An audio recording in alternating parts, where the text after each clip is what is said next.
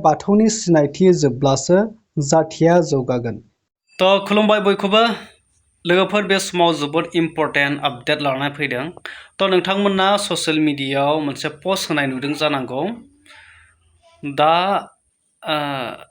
मेन एक्स होननाय सासे Facebook page सालायग्रा मानसियाथ' बैसोनि। बिथाङा माखासे पस्ट होदों जे धोरोमारि बा बाथौ धोरोमखौ लानानै इनसाल्ट खालामनानै माखासे पस्ट होदों। नोंथांमोना भिडिअखौ जोबजासिम नायलां, गासैबो बाथ्राखौ आं नोंथांमोननो फोरमायगोन। स्क्रिन रेकर्डनि गेजेरजों आं जिथु पस्ट होनाय आं बेखौ फरायनानै नोंथांमोननो खोन्थागोन। नोंथांमोना नैबे स्क्रिन रेकर्डनि गेजेरजों एसे खोनासंनानै ला मा लिरदों बिथाङा।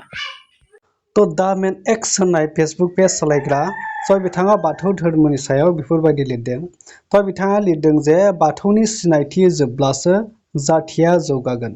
बे थाबाय थानायखायनो बर'फोरा जौ लोङो, गुबुनफोरा मालाय रावबो खाथियावनो थाङा।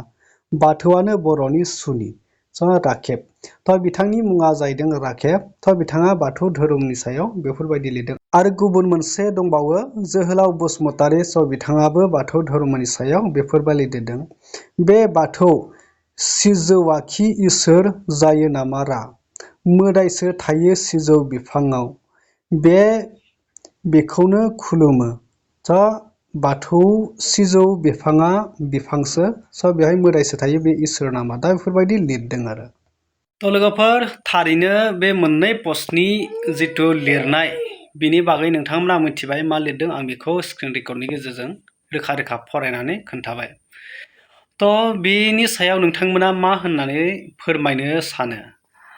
बाथौ धोरोमा बिथांमोननि बुंनाय बायदिब्ला बर' हारिनि थाखाय मोनसे सुनि गोनां धोरोम आरो बाथौ धोरोमा थानायखायनो बर' हारिया जौगानाय आरो बर' हारिनि थाखायनो बाथौ धोरोमनि थाखायनो बर' हारिया जोबलांगोन, बिनि थाखायनो गुलाय गुजाय जानानै दङ। नैबे बाथ्राखौ बिथांमोना फोरमायबाय। नाथाय दिनै ख्रिस्ट' सिबियारि बिथांमोना ख्रिस्ट' सिबियारिनि सायाव जेबो बुंनांगौ बाथ्रा गैया। जेब्लानिफ्राय बाथौ धोरोमा बर' हारिया जोनोम मोनदों, बर' हारिया बुहुमाव रायजो जाबोदों, बै साननिफ्रायनो बाथौखौनो सिबिबोदों आरो दिनैसिमबो बाथौ धोरोमा थांनानै दङ आरो बाथौ धोरोमा गुवार आरो गेबें बा साबना हामना जाबोगासिनो दङ। नाथाय बेबायदि समाव दिनै बाथौखौ नेवसिदों। जेसांखिनि बर' हारिया ख्रिस्ट' सिबियारिफोर दङ, ब्रह्म सिबियारिफोर दङ, गासैबो बाथौनिनो फिसा गोजामोन, बाथौ सिबियारि जोबमोन।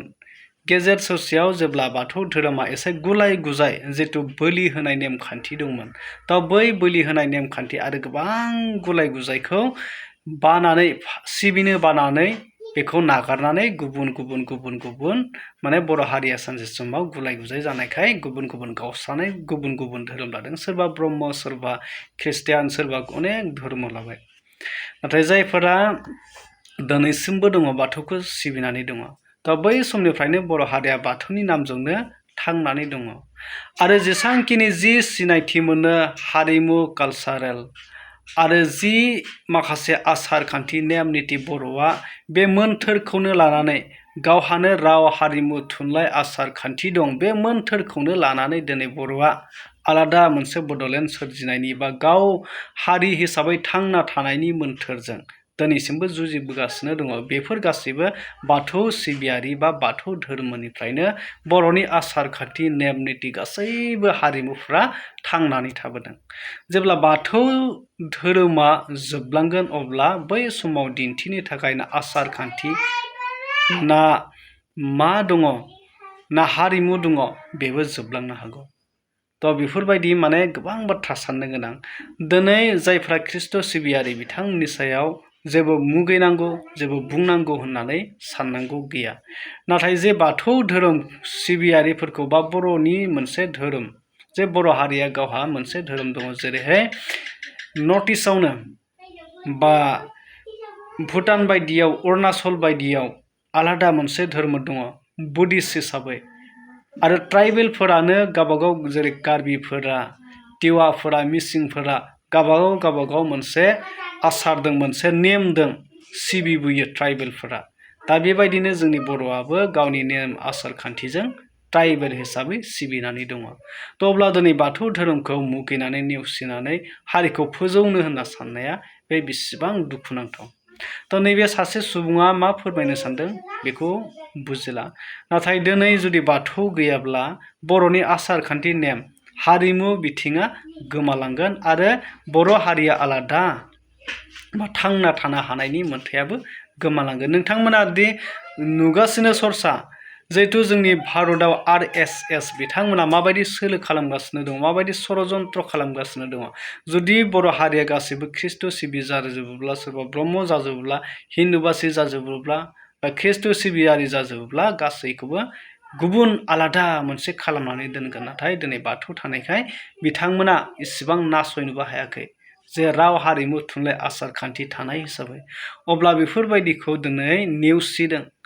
थ' जाय ख्रिस्ट' सिबियारि फोथायारि बिथांमोना बाथौ सिबियारिफोरखौ माने बाख्नायनांगोसो, बिथांमोना थुलुंगा होनांगौ, जाय बिथांमोननि सायाव जेबो गाज्रि बाथ्रा बुंनो नाङा। मानोना बाथौनि थाखायनो दिनै बर' हारिया सिनायथि मोनदों।